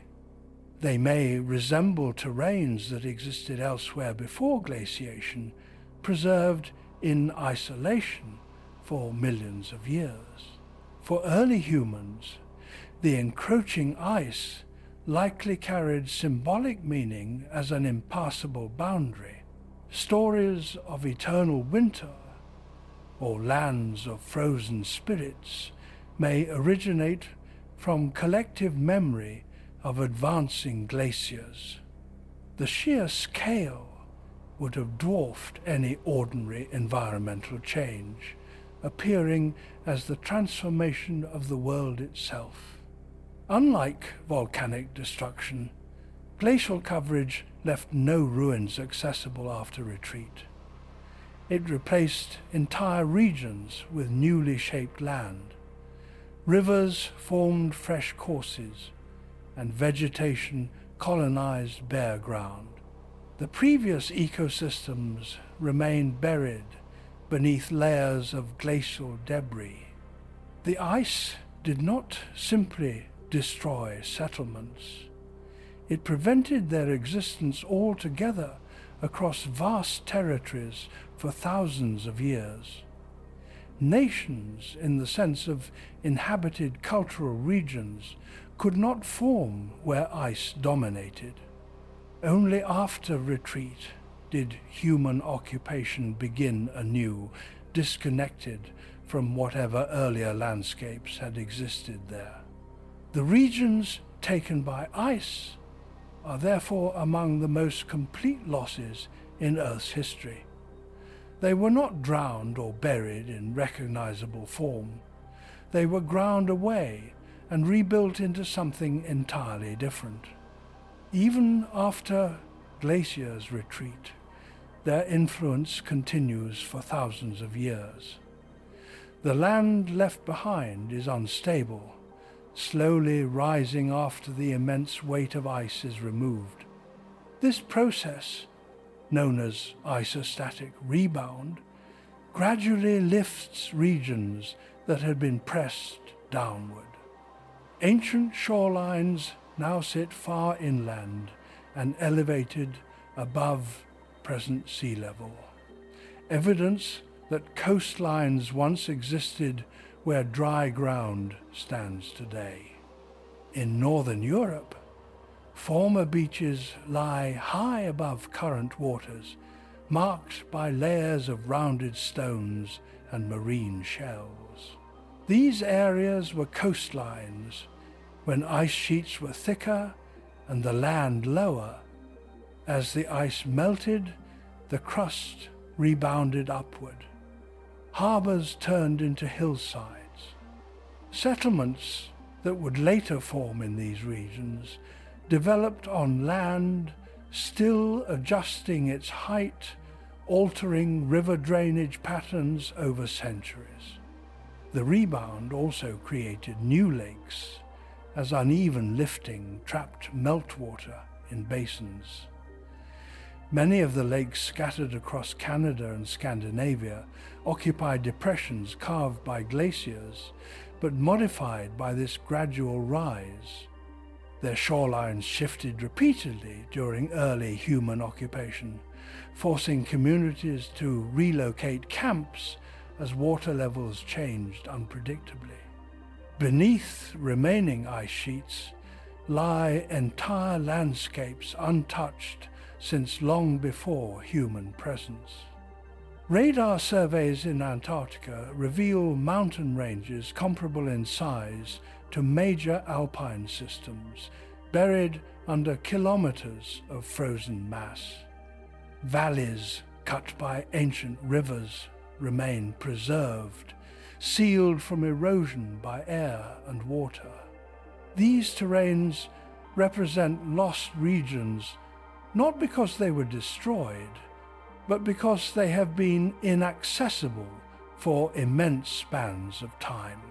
Greenland holds similar hidden geography. Subglacial channels carry meltwater beneath the ice toward the ocean, following courses carved in distant climatic periods. If exposed, these valleys would form river networks across the island. Instead, they exist in darkness under constant pressure, a world effectively removed from direct observation. During the last glacial retreat, temporary ice dams formed vast lakes along the margins. When these dams collapsed, floods swept across continents, stripping soil and altering topography. One such outburst carved immense channels across parts of North America, leaving dry coulees visible today. Before the flood, the area held smaller valleys and rolling terrain. Afterward, it became a landscape of steep walls and bare rock. The earlier environment disappeared completely. Human groups entering these newly revealed regions faced unstable conditions. Meltwater rivers changed course yearly. Sediments shifted underfoot. Herd animals followed emerging vegetation, leading hunters across unfamiliar ground. Campsites were often short-lived because the land itself had not yet reached equilibrium after glacial pressure. Over centuries, forests expanded across previously barren ground, and soil deepened. Yet, beneath the surface remained glacial deposits mixed with older material scraped from distant regions. Stones found in certain fields originated hundreds of kilometers away, carried by moving ice. The composition of the land itself had been rearranged. Cultural memory of icy boundaries persisted long after retreat. Some traditions describe ancestral homelands beyond a frozen barrier, possibly recalling earlier migrations halted by glaciers. As climates warmed, those barriers disappeared. opening routes that had been closed for thousands of years. The sense of entering a newly created world may have influenced migration legends. The contrast between areas shaped by ice and those untouched is visible in terrain. Rounded hills and scattered lakes mark glaciated zones, while sharper valleys appear where glaciers never reached. These differences indicate how thoroughly the ice reworked the surface, erasing previous landscapes. Regions still under permanent ice remain among the least known on Earth. Technological probes provide outlines, but not direct human experience. They represent a form of lost geography, preserved rather than destroyed, comparable to cities beneath the sea, but on a continental scale.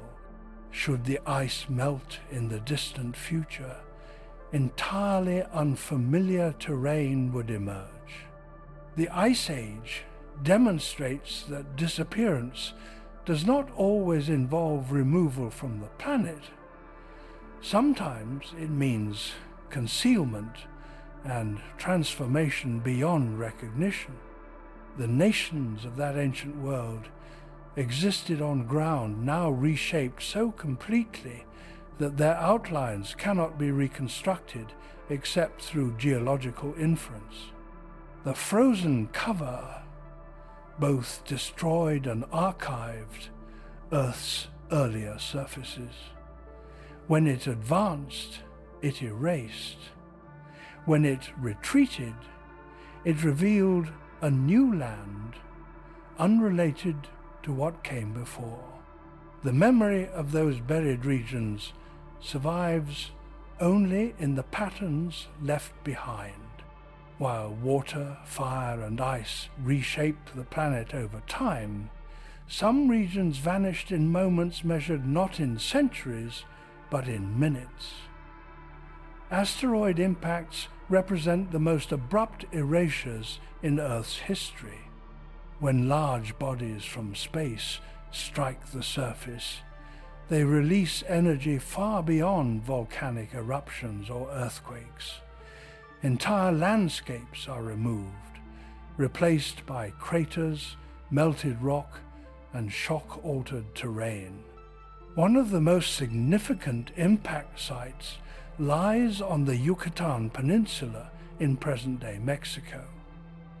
The structure, now buried beneath younger sediments, measures more than 150 kilometers across.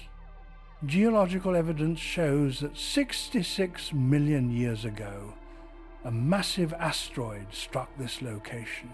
The explosion excavated enormous volumes of rock and vaporized surrounding ocean water. Within hours, regional geography ceased to exist in recognizable form. Near the impact center, temperatures rose high enough to melt bedrock instantly. Forests ignited hundreds of kilometers away. Shock waves traveled through the crust, triggering landslides and earthquakes across distant continents. Tsunamis radiated outward, altering coastlines on a global scale. The area that once held coastal plains and shallow seas became a basin filled with fractured and fused material. Although this event is associated with the extinction of dinosaurs, it also erased the regional environment completely. Any rivers, hills, or ecosystems present before the strike disappeared beneath ejecta layers tens of meters thick. Subsequent geological processes buried the crater under limestone, concealing its shape until modern surveys detected gravitational anomalies indicating its presence. Smaller impacts throughout Earth's history produced localized losses equally dramatic on human scales. The Barringer crater in Arizona formed about 50,000 years ago when an iron meteorite struck desert terrain. The impact excavated a hole over 1 kilometer wide and hundreds of meters deep within seconds. Surrounding ground was overturned and scattered. The previous landscape cannot be reconstructed because it was physically removed. In Siberia, the Tunguska event of 1908 demonstrated the destructive potential even without forming a crater. A cosmic object exploded in the atmosphere, flattening forests across more than 2,000 square kilometers. Trees lay in radial patterns from the blast center. Had a settlement existed beneath the explosion, it would have vanished without leaving structural remains. Impact zones differ from other lost regions because they replace terrain rather than bury it or submerge it. Material is ejected outward or vaporized. Rock becomes glassy droplets that fall back to Earth as microscopic spheres. Soil layers mix chaotically. The previous arrangement of landforms is obliterated beyond recognition. The ecological consequences extend far beyond the crater itself. Dust thrown into the atmosphere can block sunlight for months, altering climate worldwide. Plants fail, food chains collapse, and distant regions become temporarily uninhabitable. Thus, a single impact can indirectly erase inhabited zones far from the site. Evidence of ancient impacts appears as circular depressions, shocked quartz crystals, and unusual mineral structures formed under extreme pressure. Some craters erode over millions of years until barely detectable, meaning many vanished regions are known only through subtle geological signatures. Entire environments disappeared so completely that only microscopic traces confirm their existence. In some cases, human populations may have encountered landscapes already altered by ancient impacts without recognizing their origin. Circular basins filled with fertile soil attracted settlement long after the catastrophic event. The inhabitants lived atop the scar of a vanished region, unaware that their homeland existed because another had been erased. Geological dating indicates that large impacts coincide with abrupt changes in fossil assemblages. Species disappear suddenly from the record at the boundary layer, and new communities appear above it. The environment that supported the earlier life forms no longer existed, replaced by conditions shaped by impact aftermath.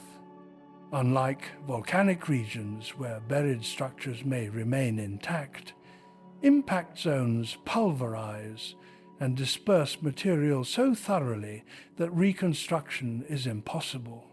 Even the bedrock's internal structure is altered by shock pressures.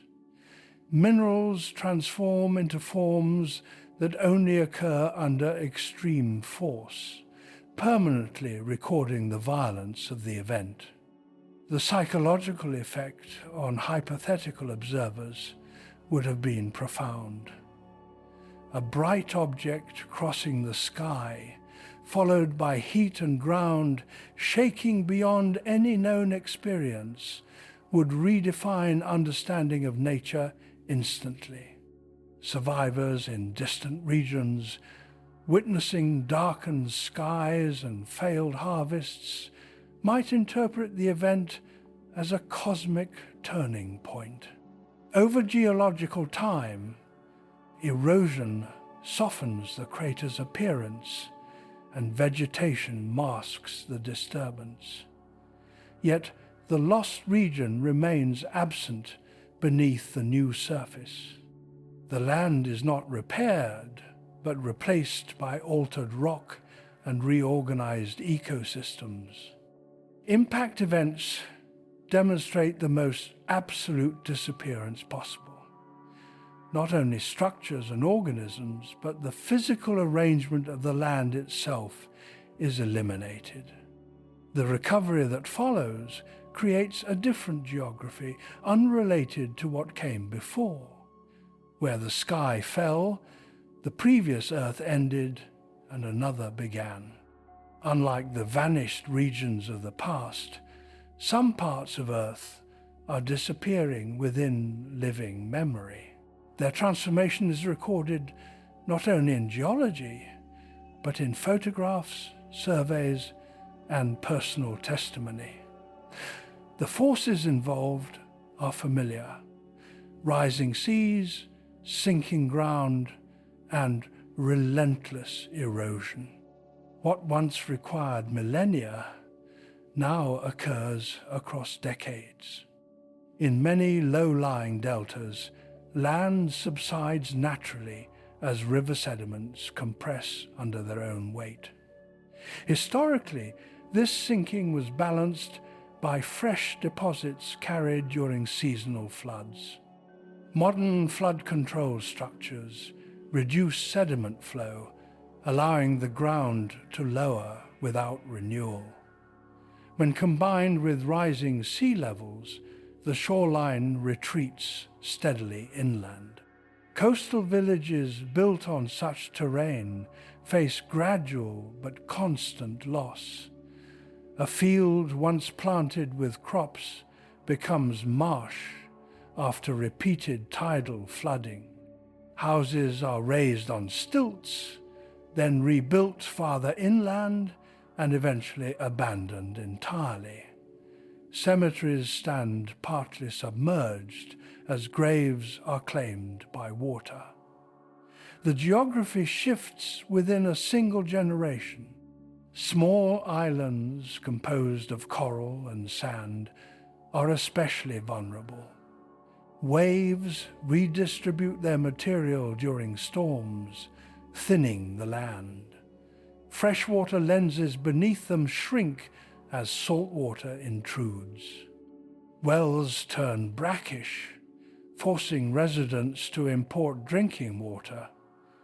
When storms remove protective beaches, the remaining land erodes rapidly. Some islands have already become uninhabitable, even though portions remain above water. In polar regions, warming temperatures thaw permafrost that once held soil together. Cliffs collapse into the sea, carrying buildings and roads with them. Communities relocate, not because water covers their entire territory, but because the ground itself no longer supports structures. The coastline redraws itself each year as thawing accelerates erosion. Urban areas built near the coast encounter similar challenges. Subsidence from groundwater extraction lowers elevation relative to sea level. Flood defenses designed for earlier conditions prove insufficient. During storms, water reaches neighborhoods that historically remain dry. After repeated flooding, residents move away and districts decline. The physical buildings stand, but functionally the region is lost. Barrier islands that once buffered mainland shores migrate landward under wave action. As they shift, settlements built upon them require constant reinforcement. Where maintenance stops, dunes wash away and buildings collapse. Maps updated over decades show outlines changing noticeably within a human lifetime. Saltwater intrusion affects agriculture far inland from the coast. Irrigated fields accumulate salt after repeated flooding or rising groundwater. Crop yields decline until farming becomes impractical. Communities dependent on these fields relocate, leaving behind infrastructure in otherwise intact landscapes. The loss is economic and ecological rather than immediate destruction. Modern measurement tools track these changes precisely. Satellite imagery reveals shrinking shorelines year by year. Tide gauges record rising water relative to land. Unlike ancient drowned continents reconstructed from memory, these transformations are observed directly. The process resembles the end of the last ice age, but accelerated by current conditions. Cultural heritage sites also face disappearance. Historic structures near coasts suffer foundation damage as waves undercut their bases. Protective barriers slow erosion but require continual maintenance. Where resources are limited, abandonment follows. The structures remain briefly as isolated relics before collapsing into the sea. Communities respond through relocation planning. Buildings are moved piece by piece to higher ground. Infrastructure such as roads and utilities is reconstructed inland. In some cases, entire towns choose to resettle together rather than disperse individually. The decision marks acknowledgement that their geographic home will not persist. The emotional impact mirrors ancient experiences. Places tied to family history become unreachable. Landscapes described in childhood stories exist only in photographs. Unlike prehistoric losses, however, the change is documented as it occurs, creating a continuous record of disappearance. The lands being lost today demonstrate that the forces shaping Earth have not ceased. The same processes that drowned ancient plains and altered coastlines continue to operate. The difference lies in awareness. Modern observers watch the transformation unfold rather than rediscover it later through buried remains. These regions occupy a transitional moment between existence and memory, gradually joining the long history of places that once were part of the world's map but no longer remain. The regions now fading from the map will not vanish without trace. Like the drowned plains and submerged cities of the past, they will leave records embedded in sediment, structure, and memory. The difference is that their transformation is being measured in real time, creating a detailed archive for future observers who will study them as we study ancient losses. As shorelines retreat, modern buildings become tomorrow's underwater ruins. Foundations made of concrete and steel will remain long after roofs collapse. Streets will form faint grids visible beneath shallow water, similar to the submerged towns already known from earlier eras. Harbors will shift inland, leaving breakwaters isolated offshore. Future marine surveys will identify these outlines as clearly as present researchers identify ancient ports. Sediments will gradually cover abandoned districts. Mud carried by tides will fill interiors of structures, preserving objects where they were left. Household items, vehicles, and tools will settle into layers, marking the moment of departure. The sequence of abandonment will be readable through distribution of artifacts, much like the stages identified in earlier submerged settlements. Vegetation will adapt first. Salt-tolerant plants will colonize flooded fields, followed by marine organisms attaching to exposed surfaces. Fish populations will use former streets as channels. Over time, ecosystems will reorganize around the remains, creating habitats unrelated to their original human purpose. The region will not become empty, but transformed. In colder climates, areas lost to thawing ground will record a different pattern. Collapsed buildings will be buried by slumping soil and seasonal freeze-thaw cycles. Future excavations may find structures tilted or broken, not by sudden catastrophe, but by gradual destabilization. The evidence will show retreat rather than destruction. Maps will preserve the earlier geography long after it disappears physically. Archived satellite imagery will allow comparison between past and future coastlines. Researchers centuries from now will reconstruct the sequence of change with precision impossible for earlier eras.